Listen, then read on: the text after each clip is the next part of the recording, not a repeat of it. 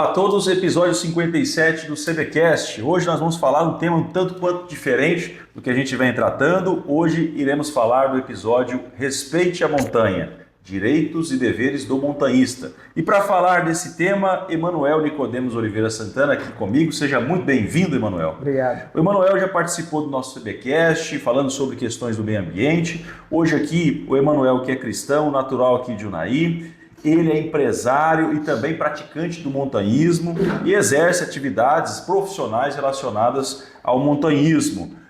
A primeira pergunta, Emanuel, é o seguinte: existe um pilar da ética aí, e da comunidade sobre o montanhismo. Na prática, o que diferencia, Emanuel, o aventureiro ocasional de um montanhista comprometido com os valores do montanhismo?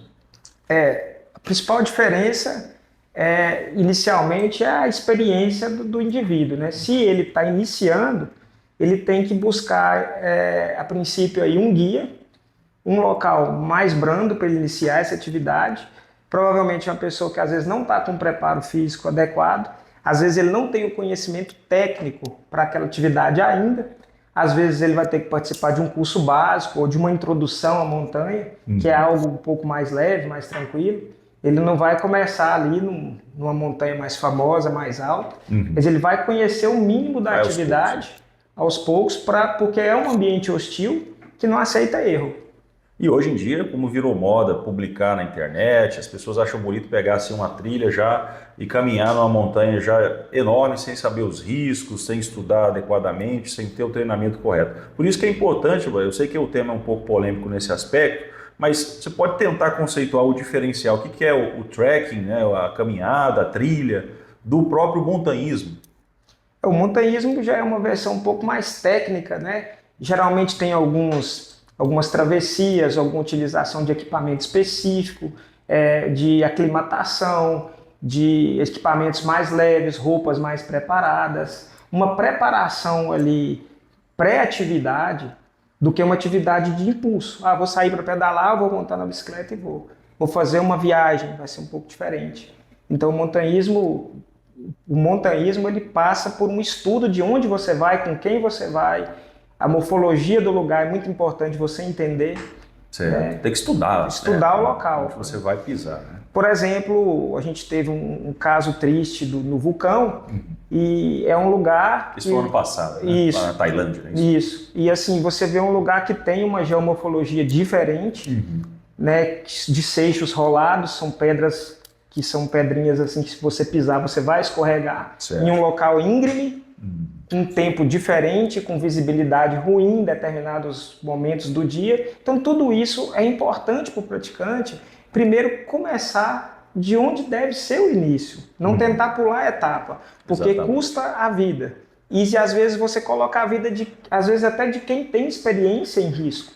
Como aconteceu com os meninos da caverna, né? Que acabou ali entre o socorro, graças a Deus não morreu ninguém dos meninos, mas acabou que um integrante lá da força de apoio acabou falecendo.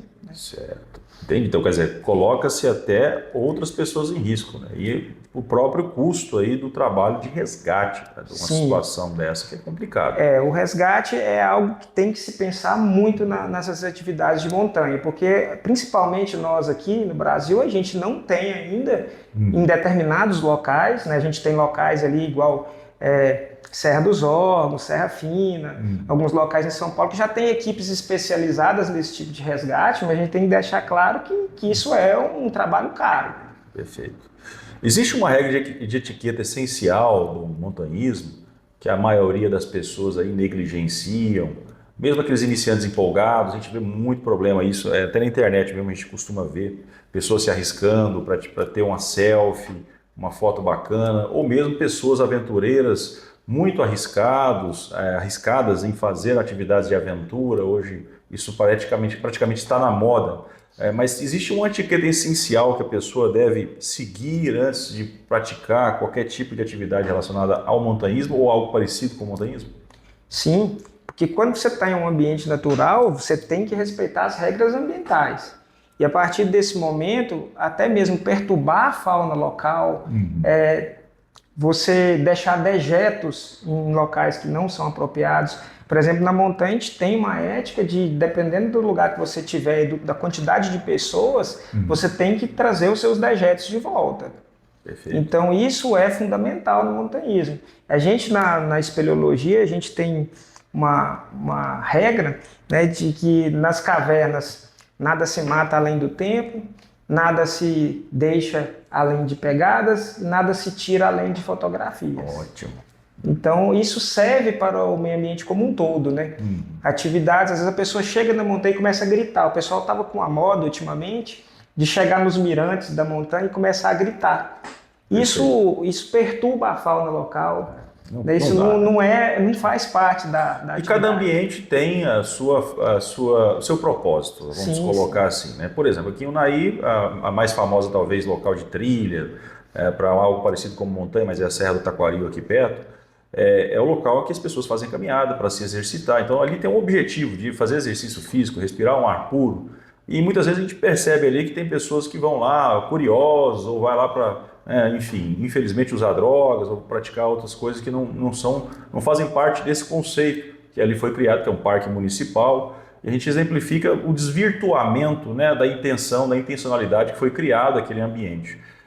São exemplos aí que o clique, às vezes, pode atropelar uma ética básica do montanhismo, né, do trekking.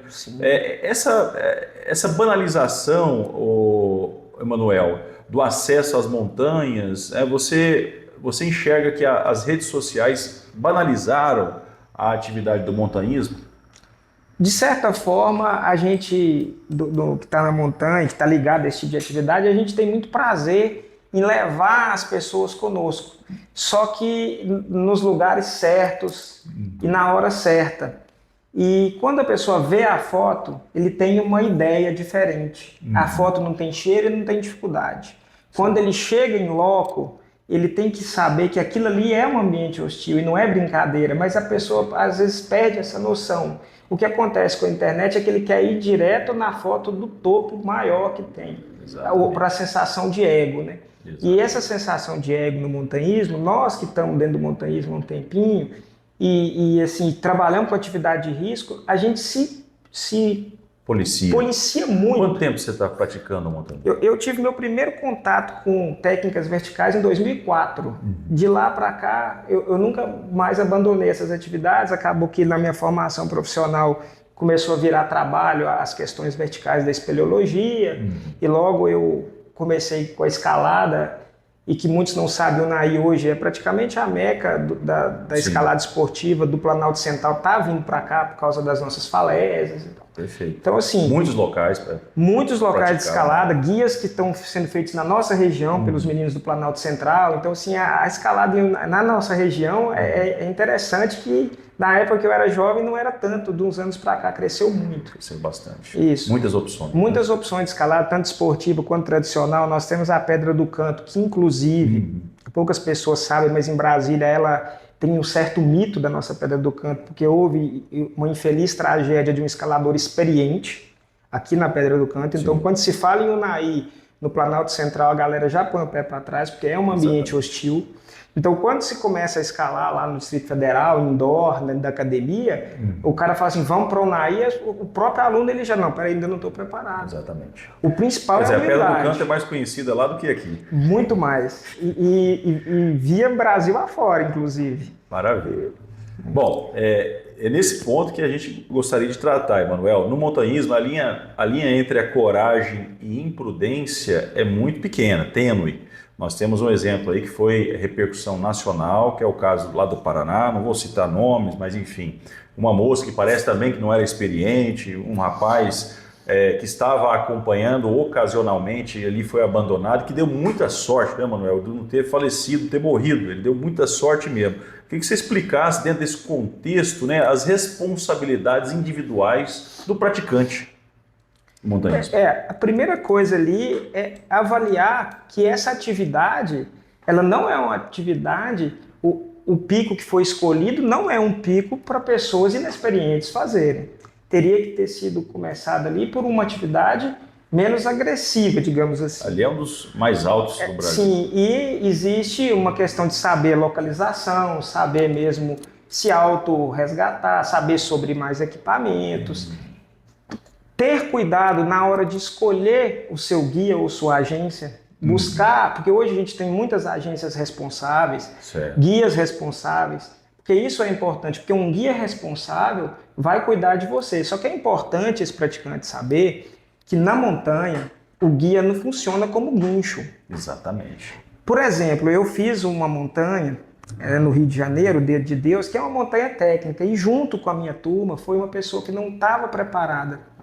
E assim, você vê o impacto disso na própria equipe. Toda a equipe. Então a pessoa não estava preparada, mas ela viu aquilo ali na internet e achou que era uma coisa normal, mas era uma das montanhas mais técnicas ali, né? Então é uma montanha que quando foi conquistada foi uma repercussão mundial e é uma montanha de 1.628, salvo engano, metros, com escalada técnica tradicional.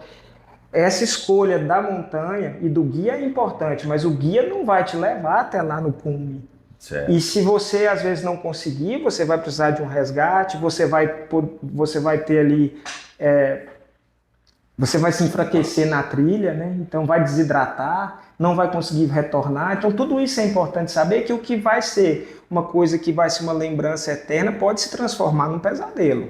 Perfeito. E em caso de acidente, até onde essa obrigação mútua dos participantes, né, pode ser ali estabelecida em uma regra ética, né? E eu pergunto isso porque, veja, nós não temos ainda uma lei específica nacional tratando do montanhismo, né? Nós temos leis regionais, estaduais, municipais que criam um parque, às vezes definem algumas regras ou outras, mas nós não temos algo mais específico em nível nacional. Mas, de toda forma, os romanos já diziam, né? Leis nós temos em excesso, né? Talvez o que falta é praticar o simples bom senso, né? E dentro desse lex habemus, né? Ou seja, lei nós temos aos montes, né? Como é que ficaria a ajuda mútua, tanto do guia quanto dos praticantes, em relação a esse que caiu de gaiato ali num passeio desse? A primeira coisa que o guia ele tem que observar qual a condição esse praticante tem de fazer aquela trilha que ele está vendendo. Ou seja, deixa eu só entender essa primeira parte sua. Então, o melhor é recomendá-lo não acompanhar, então, desde o início. Sim, é porque o grande problema é que eu sei como que funciona, que eu também já trabalhei como guia, quando você faz o questionamento e pergunta, você tem experiência? A pessoa às vezes vai falar, tem.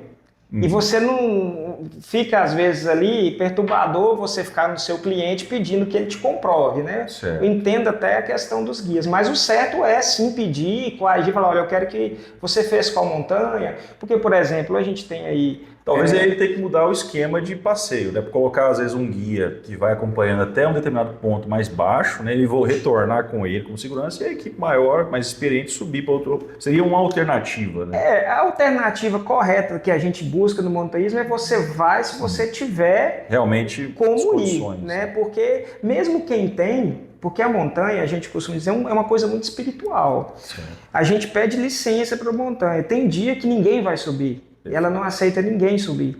E isso é interessante, que se você for ler os livros de histórias de montanha, você tem várias equipes aí fantásticas, preparadas, que não subiram no dia que marcaram, e a previsão muda de uma hora para outra. No Everest, principalmente. Principalmente no Himalaia. Então, assim, só que no sul e em muitas cidades também o clima muda muito rápido. Sim.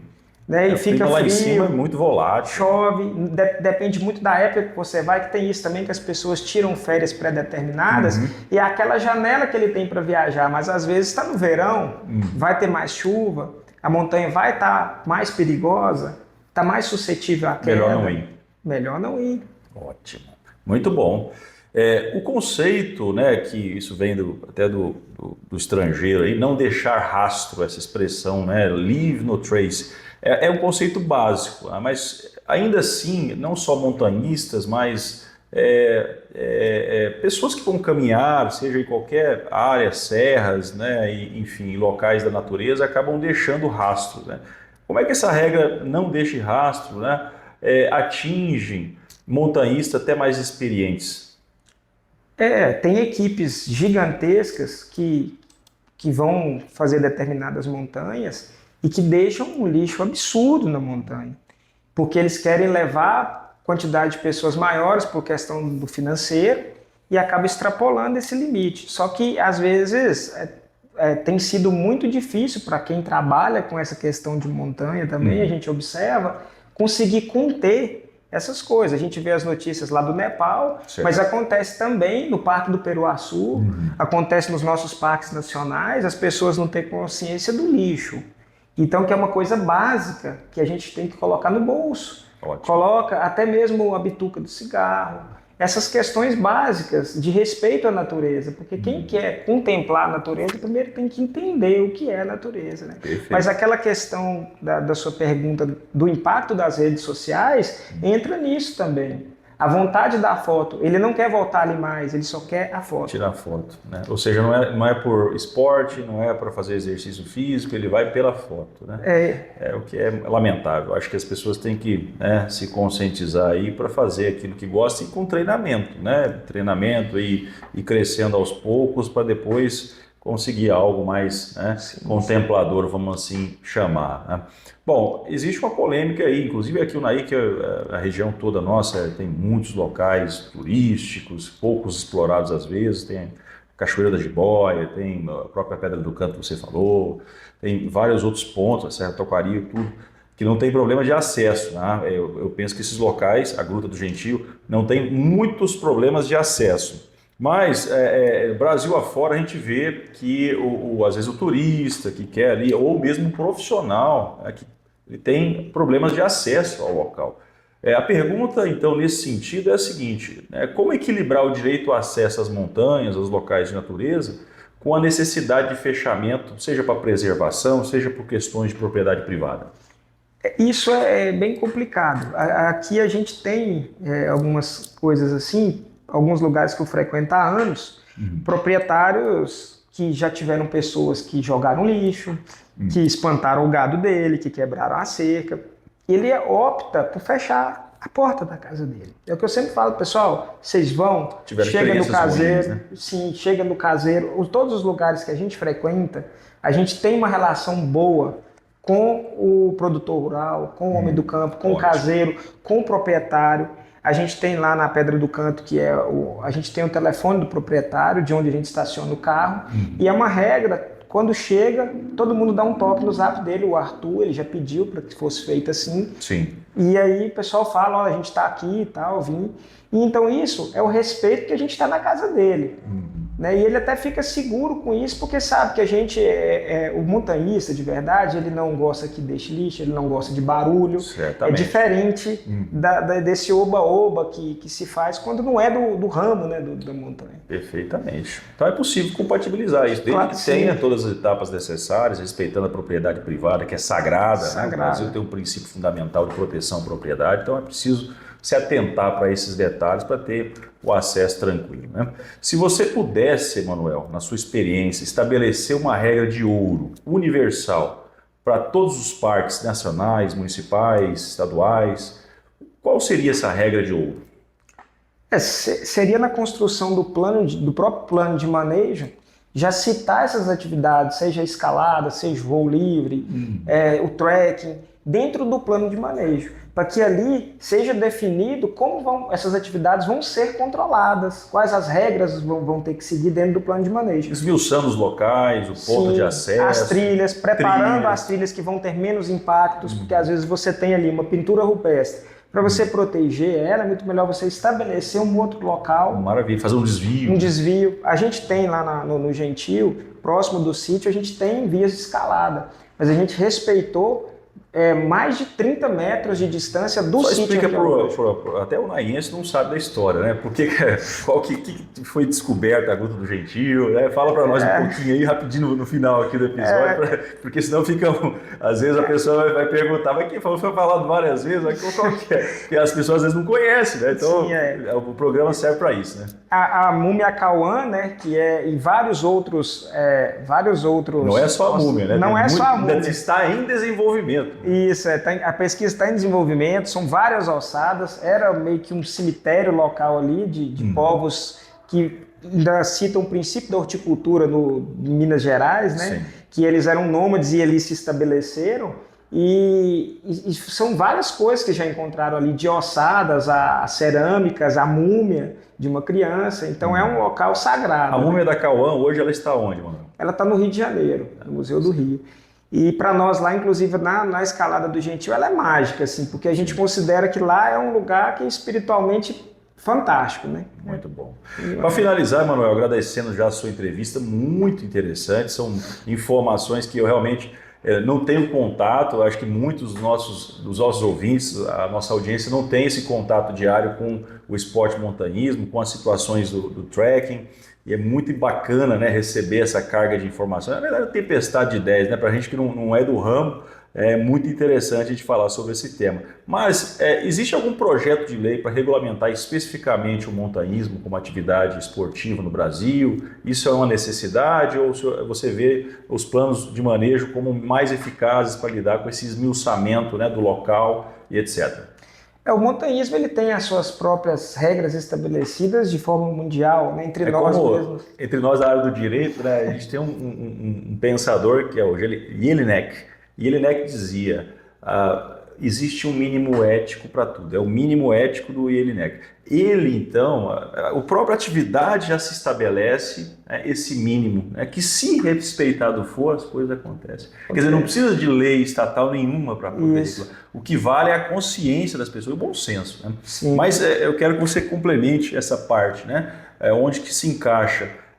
Você já disse muito bem, o montanhismo já tem um conjunto de regras Sim. que são sagradas, aí Sim. precisam ser respeitadas. Mas além disso, o que eu me preocupo é com os aventureiros, com as pessoas que não fazem parte desse nicho, porque existe até uma polêmica da conceituação entre montanhismo e a caminhada, o trekking, né, ou a trilha.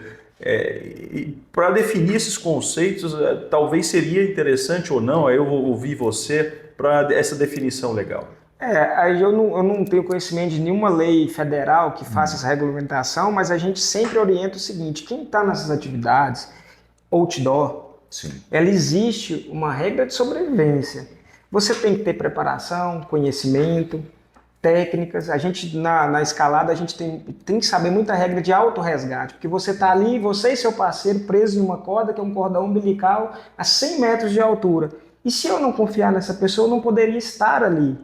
Então você não pode sair de casa com atividade. Muito boa essa expressão que você usa. É uma coisa de mãe, para feto. Sim, e a gente que escala um com o outro, a gente tem uma relação interessante, é uma relação de irmandade. Certo. A gente confia naquela pessoa e acaba que quando você tem um parceiro assim que vai a longo prazo, você acaba sendo de dentro da casa dele, porque você coloca a sua vida em risco junto com ele. E se ele precisar de você, igual você perguntou da questão de até onde vai o limite, né? Uhum. Porque é assim, os dois ou os três sabem aonde eles estão indo. Sim. Agora, se for para salvar a sua própria vida e deixar um companheiro ali, por exemplo, frio, extremo, existem muitos casos que, infelizmente, o montanhista é obrigado a sair, porque senão ele vai morrer também. Perfeito. De pessoas que sofreram uma queda, que ele ia ter que buscar socorro e não deu tempo. O que as pessoas precisam entender é que é uma atividade de risco. É aquela velha regra da aeronave, né? Primeiro você abaixa a máscara para você respirar e depois o próximo. Né? Então, é uma regra universal. Isso. Também no montanhismo serve. Sim, eu tive problema com um parceiro de escalada, ele quebrou o pé, a gente estava a 50 metros de altura.